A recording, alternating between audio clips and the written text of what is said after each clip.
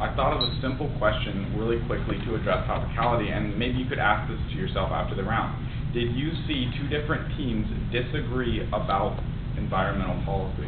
AKA, did you see a debate about environmental policy? I'd just like you to ask that to yourself at the end of today's debate round, because topicality really has not been violated. We have awesome class. We have two separate ideas that we're both defending.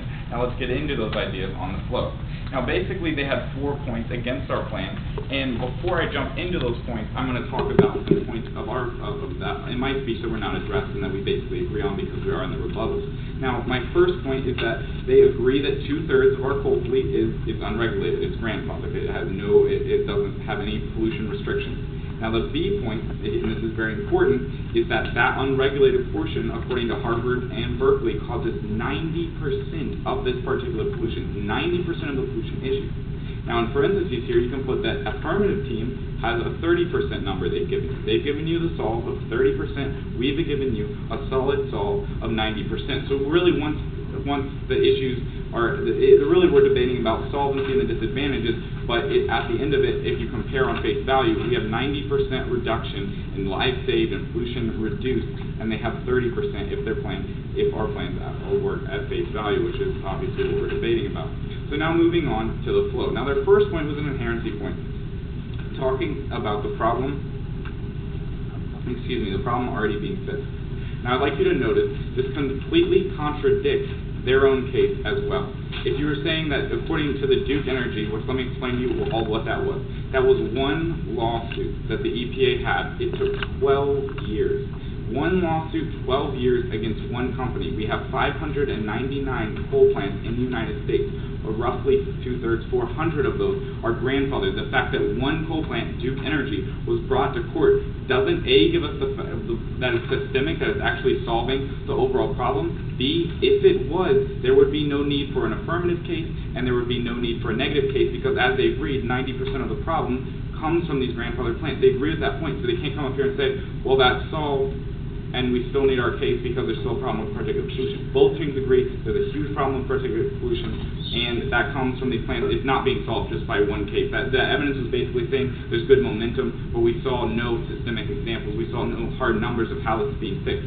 Now the B point here is that we skip lawsuits. We completely skip all of that, and we say if you are a coal plant in the United States, you will fall under these regulations. And I'll get into that a little later, what those regulations are.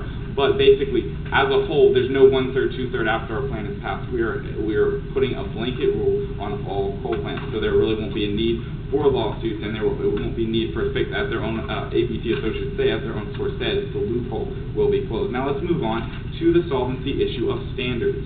Now I have several responses. Now they all kind of come down to the same point though, is that real world. Now these standards that we have aren't a theory. I'd like you to realize that. These standards are standards we have in the status quo that are expanding. So the word here is expansion. We're not enacting some new policy, some new idea like the affirmative team is. We are expanding a policy that's already on 1/3 of our coal fleet. What's important about that? Notice that 90% of our pollution, according to Harvard Law, comes from the grandfather plants. According to Berkeley, 99 and 91% to these grandfather plants. Again, their own advocates, ABT associates say, quote, for more than 30 years, the oldest, dirtiest coal-burning power plants have circumvented air emission standards required of modern power plants. As a result, these grandfathered power plants are permitted to emit more than 10 times more nitrogen oxides and sulfur dioxide than modern coal plants. Putting coal-fired power plants must be made to comply with modern emission control standards. So again, you're really expanding a program that already works according to all of our evidence, and you see in real world that it completely works. So the standards, it's saying the standards fail in theory, but when in real life they completely are working, it really doesn't match up. Now let's move on to the disadvantage of scrubbers. I have several responses. First of all, actually, we're running a little bit out of time. My first response is that these new scrubbers that just came out in 2009, they don't actually produce any wastewater whatsoever. We looked at International Energy Agency, they say, quote, wastewater treatment is not required in spray dry scrubbers because the water is completely evaporated in spray dry absorbers. So basically what they're saying is new scrubbers don't produce any wastewater, so the link to the disadvantage is completely not there. Now lastly, the issue of sulfur trioxide. Now specifically, the technology we advocate in our plan under our solvency evidence, let me read this to you, says, quote, 2008 revealed average pollutant reductions of 96% for sulfur dioxide, 95% for sulfur trioxide. So it reduced sulfur trioxide, that flume disadvantage, by 95%. So we solved for that.